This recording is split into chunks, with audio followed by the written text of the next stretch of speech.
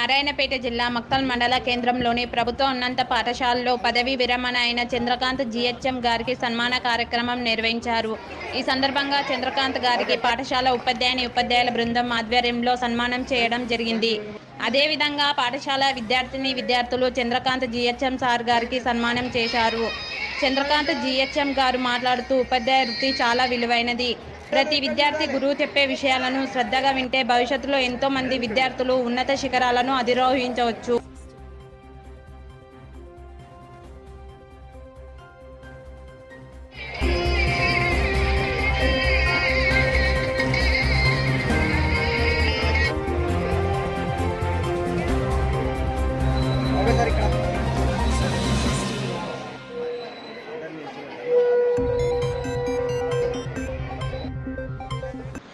ఈ కార్యక్రమంలో ప్రభుత్వ ఉన్నత పాఠశాల ఉపాధ్యాయులు మరియు వివిధ పాఠశాల ఉపాధ్యాయులు విద్యార్థులు పాల్గొన్నారు.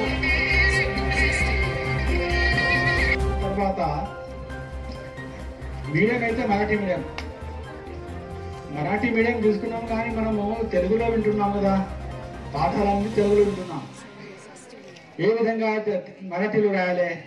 ఈ కార్యక్రమంలో పాల్గొన్న మహిళా భక్తులు, రాజకీయ నాయకులు తీర్థ ప్రసాదాలు స్వీకరించి అన్నదాన కార్యక్రమంలో పాల్గొన్నారు. ట్రాన్స్లేషన్ చేసుకుని మనము మరాఠీ మీడియంలో రాయడం జరిగింది. ఈ విధంగా 2 సంవత్సరాల్లో బిఎస్సీ చేసిన తర్వాత బీవీ చేసుకొని రండి. అక్కడ మరాఠీ మీడియం కొరకు మ్యాథమెటిక్స్ సబ్జెక్ట్ చెప్పేవాళ్ళు ఎవరు లేరు.